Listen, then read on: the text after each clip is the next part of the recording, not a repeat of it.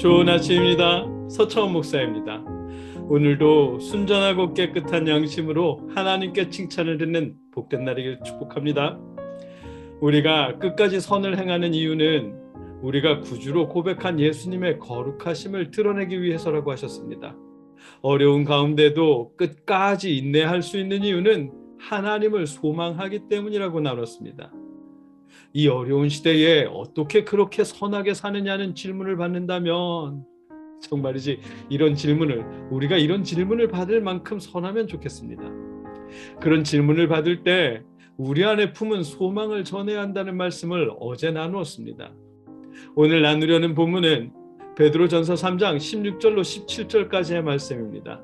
한 목소리로 함께 읽겠습니다.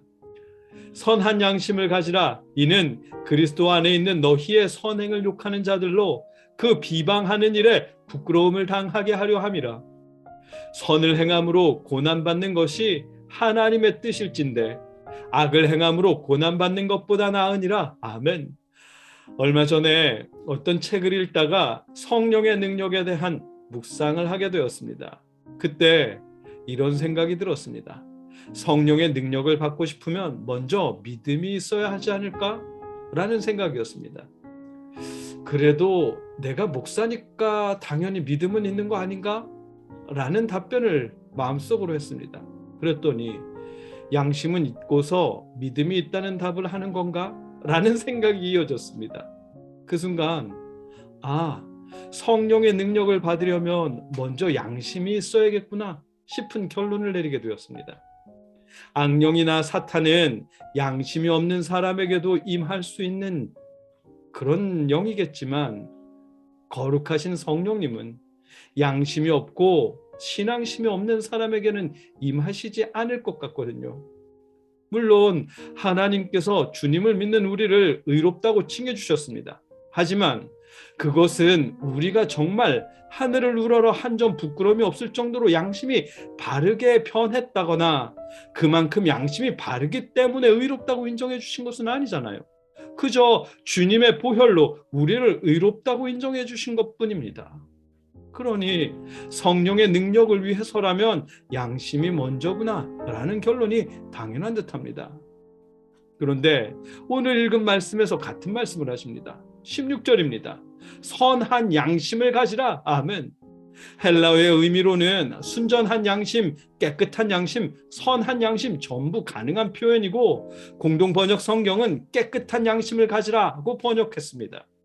본문이 말씀하시는 선한 양심이란 하나님 앞에서 도덕적으로나 영적으로 깨끗한 양심을 의미하는 것입니다. 본문은 우리가 하나님 보시기에도 도덕적으로 영적으로 깨끗한 양심으로 하나님을 향한 소망을 전해야 한다는 것입니다. 고난 가운데도 흔들림 없이 끝까지 선을 행하는 신앙인들에게 그럴 수 있는 이유를 묻는다면 선한 양심을 바탕으로 하나님을 향한 소망을 말하라는 것입니다. 그럴 때 신앙인들의 선한 행실을 욕하는 사람들이 부끄러움을 당하게 된다는 것입니다. 그 예를 우리는 빌라도에게서 찾을 수 있습니다. 예수님을 재판하던 빌라도가 예수님의 죄를 발견하지 못하잖아요. 그럼에도 밀란이 날까 두려워서 예수님께 유죄를 선고합니다. 그때 물을 가져다가 무리 앞에서 손을 씻으며 이르되 이 사람의 피에 대하여 나는 무죄하니 너희가 당하라고 말합니다. 끝까지 선한 행실로 응대하시는 주님을 재판하면서 부끄러움을 느꼈고 그 부끄러움을 덜어보고자 손을 씻으며 죄를 전가시켰던 것입니다. 본문은 주님을 따르는 모든 사람들이 그런 결과를 만들자는 것입니다. 혹여 주님을 믿고 이웃을 존중하는 일로 고난을 당하더라도 끝까지 선을 행하며 그들을 부끄럽게 만들라는 것입니다. 선행 때문에 욕을 먹고 억울한 소리를 듣는 것이 분하다고 해서 함께 악을 악으로 갚다 보면 주님의 거룩하심을 드러낼 수 없습니다. 하나님을 소망하는 신앙인의 소망도 답변할 기회를 잃습니다. 오히려 선한 일로 시작했지만 함께 악한 일을 행하다가 악한 일로 인해 재판을 받고 고난을 당하게 될 것입니다. 그래서 선한 양심으로 우리의 소망을 말해주라고 말씀하신 것이고 이어서 17절을 통해 선을 행함으로 고난받는 것이 하나님의 뜻일진데 악을 행함으로 고난받는 것보다 나으니라. 아멘. 이렇게 말씀하십니다. 선을 행하다가 고난을 당하는 것이 악을 악으로 갚으며 악을 행하다가 고난을 받는 것보다 훨씬 낫다는 것입니다. 우리 신앙인들이 악한 일 때문에 고난을 당하는 것은 분명 하나님의 뜻이 아니니까요. 하나님의 뜻은 우리가 끝까지 선을 행하는 것입니다.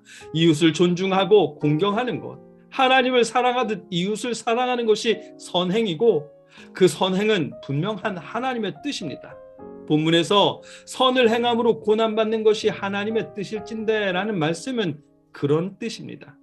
선을 행하는 것이 하나님의 뜻이기에 고난을 받더라도 선을 행하는 것이 하나님의 뜻이라는 의미입니다. 그러니 선한 양심, 깨끗하고 순전한 양심으로 끝까지 이웃을 존중하며 공경하는 선을 행하라는 것입니다. 오늘 본문의 의미입니다. 많은 분들이 사탄을 대적하고 방언하고 미래를 보고하는 영적인 능력을 사모합니다. 또 강조합니다. 그런데 여러분, 영적인 능력이 있으려면 먼저 바른 믿음이 있어야 하고요. 바른 믿음은 선한 양심 위에 생겨날 것입니다. 선한 양심은 하나님 보시기에 도덕적으로 영적으로 깨끗한 것을 말하고 무시를 당하더라도 이웃을 존중하고 공경하며 하나님을 소망하는 가운데 피어날 것입니다.